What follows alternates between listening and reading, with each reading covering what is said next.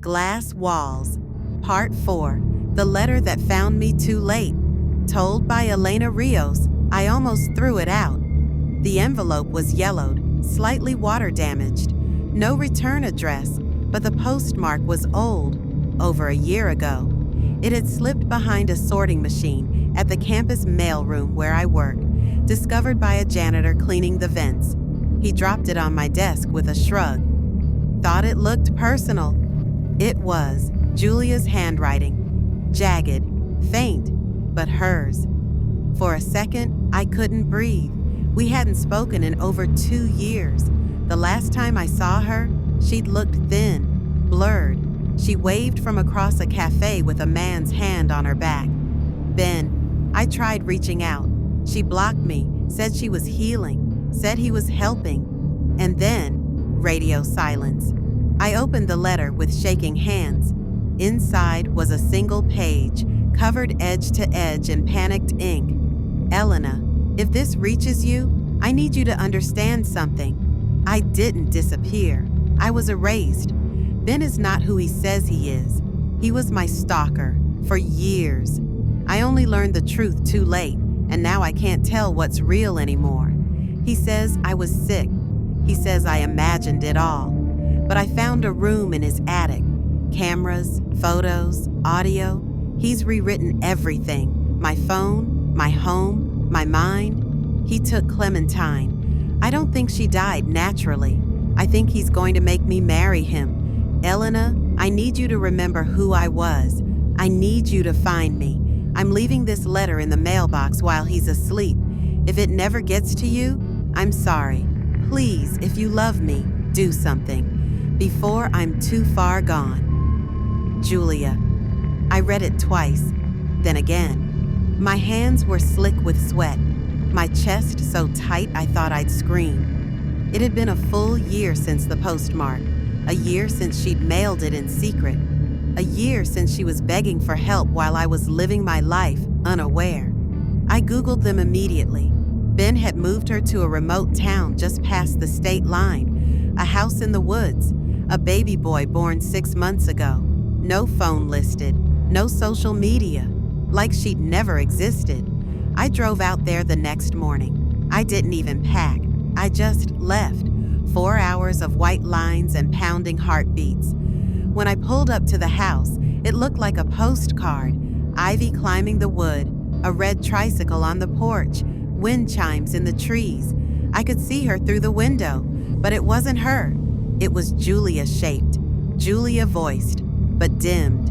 Software eyes dulled like marbles left in the sun. She was holding a baby, singing softly, swaying. And then I saw Ben step into frame, behind her, kissing her temple. She smiled like she meant it. I knocked on the door. This time I added a new note on the letter. Julia, I got your letter. I see you. I remember who you are. I will not forget again. The letter sat folded up in my sleeve, ready to covertly slip it into Julia's hold. Julia opened the door.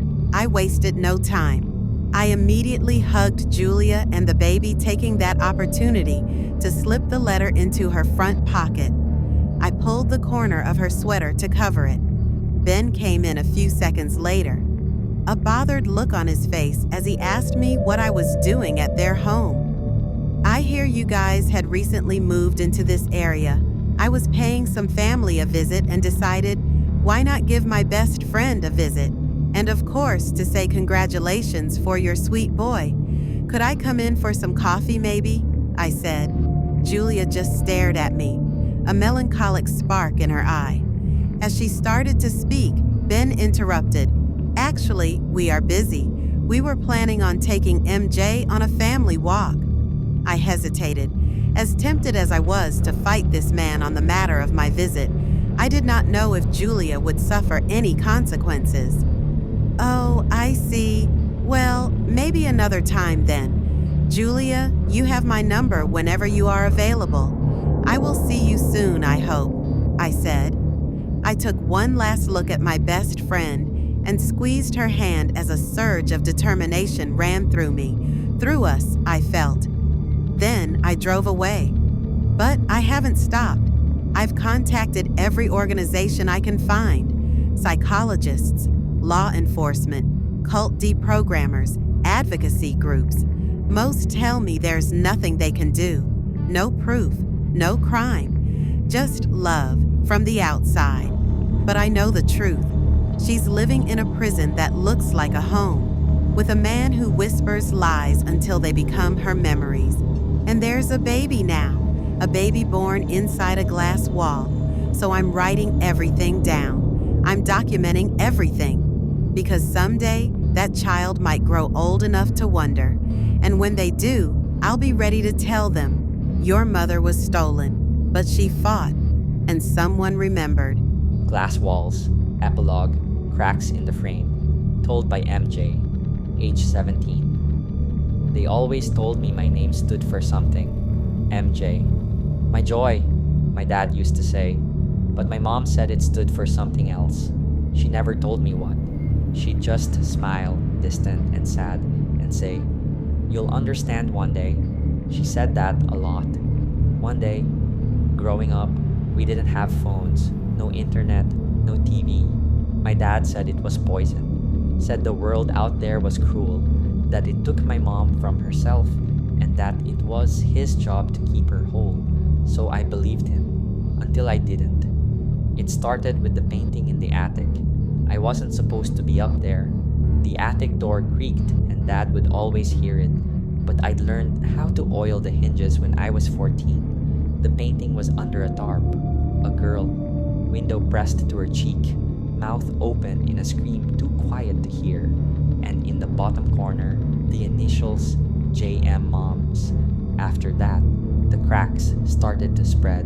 In photo albums where she looked too thin, in pages of old books where corners were marked with tear stains, in the nights when she wandered the house like a sleepwalker, whispering to herself. One night I heard her say, "I wrote it. I swear I wrote it." Then silence.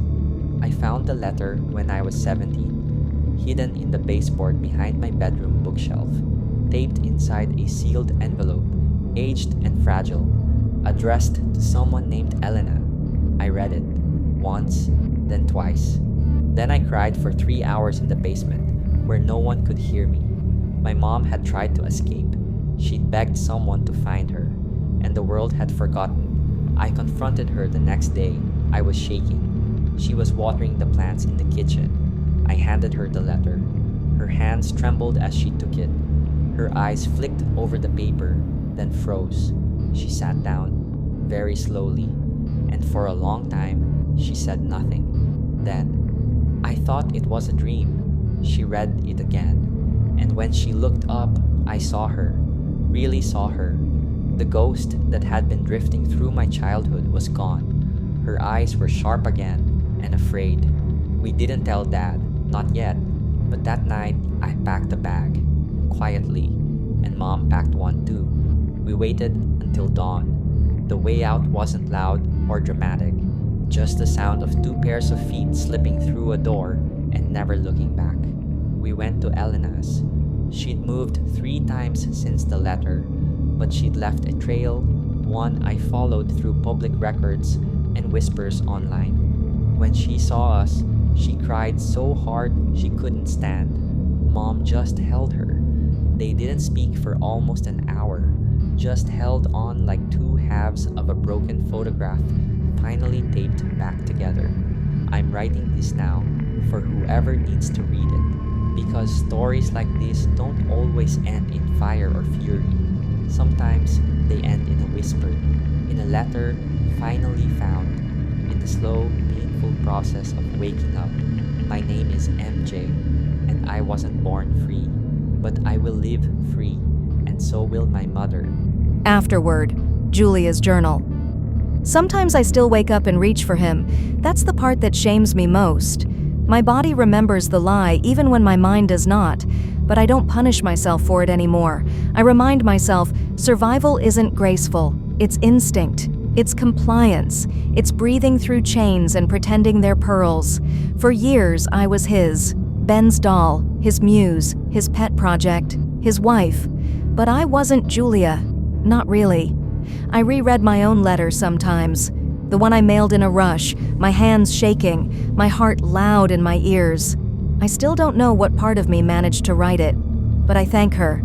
I think she was the last unbroken sliver of my soul, buried beneath the programming, scratching her way to the surface with bloodied fingers. MJ saved me too. He's so much more than a child born in a cage. He's bright, curious, unafraid of the dark because he learned to walk through it with his eyes wide open. He asked me once if I still loved his father. I told him no, but I also told him this. I loved the version of him I was trained to need. That wasn't love. That was survival in a costume. He understood. He always understands. Elena visits every weekend now. We cook, we cry, we laugh with our mouths full. She kept the letter.